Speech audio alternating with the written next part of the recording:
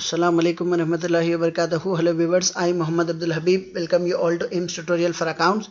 In this video, I'll be explaining the chapter accounting for not-for-profit organizations under Unit 3, Chapter 3 for intermediate second year students for Telangana State Board of Intermediate Education. In this video, I'll be explaining the concepts revenue nature and capital nature. Revenue nature क्या है, capital nature क्या है, ये सीखेंगे. Let us have an example. Prepare receipts and payments accounts of Abdul Habib Sahab Education Institutions for the year ended 31st March 2020.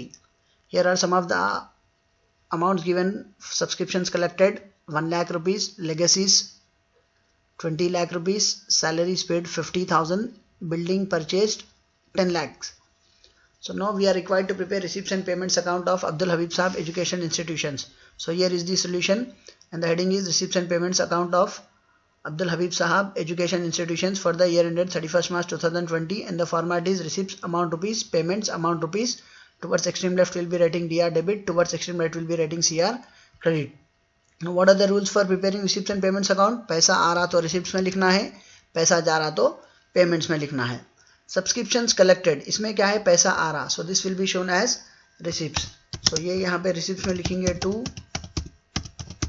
subscriptions collected. Subscriptions के नाम पे कितना पैसा कलेक्ट कर रहे, 1 lakh rupees. Next we have legacies. Legacies का मतलब क्या? Legacies it is the amount received by the organisation as per the will of a deceased person.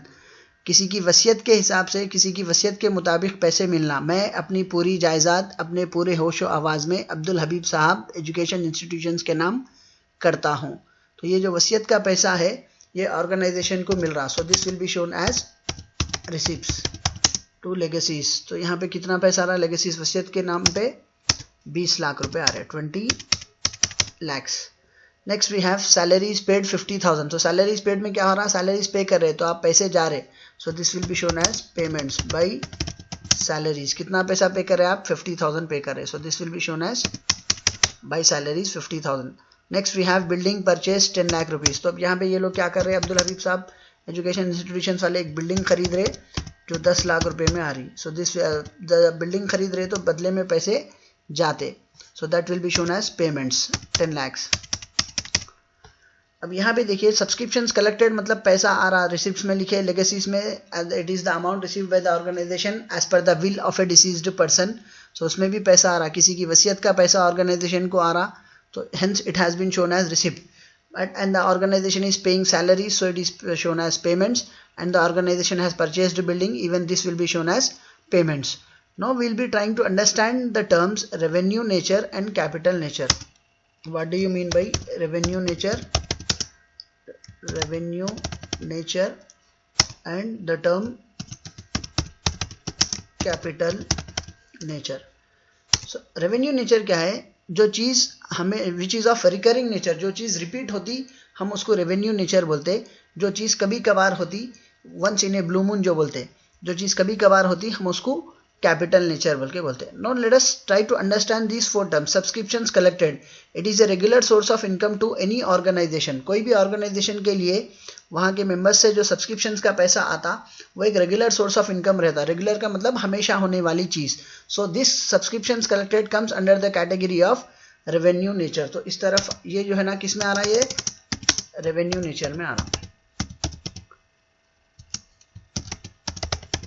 Next after subscriptions collected we have legacies. Legacies का मतलब क्या है, ये वसीयत का पैसा है. It is the amount receive by the organisation as per the will of a deceased person. तो किसी की वसीयत के हिसाब से जो पैसा मिल रहा ऑर्गेनाइजेशन को हम उसको लेगेसीज बोलेंगे. तो इसका पैसा बार बार नहीं आता, ये सिर्फ एक ही बार आता. So this will be considered as capital nature. So revenue nature क्या है, जो चीज़ हमेशा होती. कैपिटल नेचर क्या है, जो चीज़ कभी कभार होती. सो सब्सक्रिप्शंस कलेक्टेड, ऑर्गेनाइजेशन को जो सब्सक्रिप्शंस के नाम पे जो पैसा आ रहा है ये रेगुलर सोर्स ऑफ इनकम है. तो ये जो है ना रेवेन्यू नेचर का है. This will be shown as receipt. Legacies जो है ये वसीयत का पैसा है, ये कैपिटल नेचर का है क्योंकि ये पैसा बार बार नहीं आता, एक बार आता.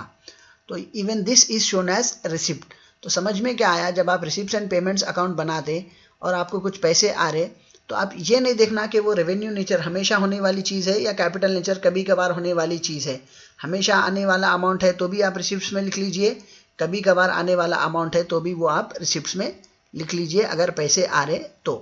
Now let us take these two examples, salaries paid and building purchase. Salaries paid का मतलब कि आप सैलरी ऑर्गेनाइजेशन सैलरी पे करना. So it is a regular expenditure to the organization. So this will be coming under the category of revenue nature. क्योंकि ये जो है ना सैलरी एवरी मंथ पे करना रहता, so it will be a regular expenditure to the organization. तब ये सैलरीज पेड रेवेन्यू नेचर में आता क्योंकि आप सैलरी पे कर रहे, पैसे जा रहे, it will be shown as payments. Next buildings purchase. जब आप बिल्डिंग खरीद रहे आपको इसकी कीमत अदा करना पड़ता है. You need to pay the amount of the building, you need to pay the amount. अब यहाँ पे क्योंकि आप पैसा पे कर रहे तो आपके पास से पैसा जा रहा तो आप उसको पेमेंट्स में लिखेंगे. बट जब आप बिल्डिंग खरीद रहे इसकी जो पेमेंट करेंगे आप वो सिर्फ एक बार करेंगे. आप हर साल तो बिल्डिंग की पेमेंट नहीं करेंगे. एक बार बिल्डिंग खरीद लिए, इसके पैसे दे दिए. You have purchase the building only once, hence you will be making the payment for the building only once. So this comes under the category of capital nature. तो समझ में क्या आया? हमेशा होने वाली जो चीज़ रहती वो रेवेन्यू नेचर है, कभी कभार होने वाली जो चीज़ रहती वो कैपिटल नेचर है. Any item which is of recurring in nature, that is which repeats, it comes under the category of revenue nature, and which does not repeat, which is non-recurring in nature, it comes under the category of capital nature. So while preparing receipts and payments account, it is immaterial whether it is of revenue nature or it is of capital nature. जब आप receipts and payments account बनाते ये चीज़ से आपको कुछ फर्क नहीं पड़ेगा कि वो रेवेन्यू नेचर का है या कैपिटल नेचर का है. सिर्फ आपको ये देखना है अगर वो पैसे आ रहे तो रिसिप्ट्स में लिखना है, पैसे जा रहे तो पेमेंट्स में लिखना है. जैसे कि सब्सक्रिप्शंस कलेक्टेड, ये रेवेन्यू नेचर का है, हमेशा आने वाला अमाउंट है तो भी आप उसको रिसिप्ट्स में लिख दिए. लेगेसीज, वसीयत का पैसा सिर्फ एक बार आता तो ये कैपिटल नेचर का है तो भी आप उसको रिसिप्ट्स में लिख दिए. तो समझ में क्या आया? अगर पैसे आ रहे तो रिसिप्ट्स में लिखना है, चाहे वो रेवेन्यू नेचर का आइटम रहने दीजिए या फिर कैपिटल नेचर का आइटम रहने दीजिए. सैलरीज पेड, ये रेवेन्यू नेचर का है क्योंकि सैलरी एवरी मंथ पे करते तो even salaries is recorded as payments. Building purchase, building एक ही बार खरीदते, ये कैपिटल नेचर का है, even then it is shown as payments. So जब रिसिप्ट्स एंड पेमेंट्स अकाउंट बनाते आप तो चाहे वो रेवेन्यू नेचर का अमाउंट है तो भी आप लिखना है, कैपिटल नेचर का अमाउंट है तो भी आपको लिखना है. Hope you have understood the topic and hope you have liked my video. If you like my video, do subscribe to my channel AIMS Tutorial for Accounts, and if you are a new subscriber to my channel, don't forget to press the bell icon for further notifications. Do like my video, post your valuable comments, and do share it with your friends, relatives and all. Your one share can help someone to learn something. See you all in next video. Jazakallahu khair. Assalamu alaikum wa rahmatullahi wa barakatuh.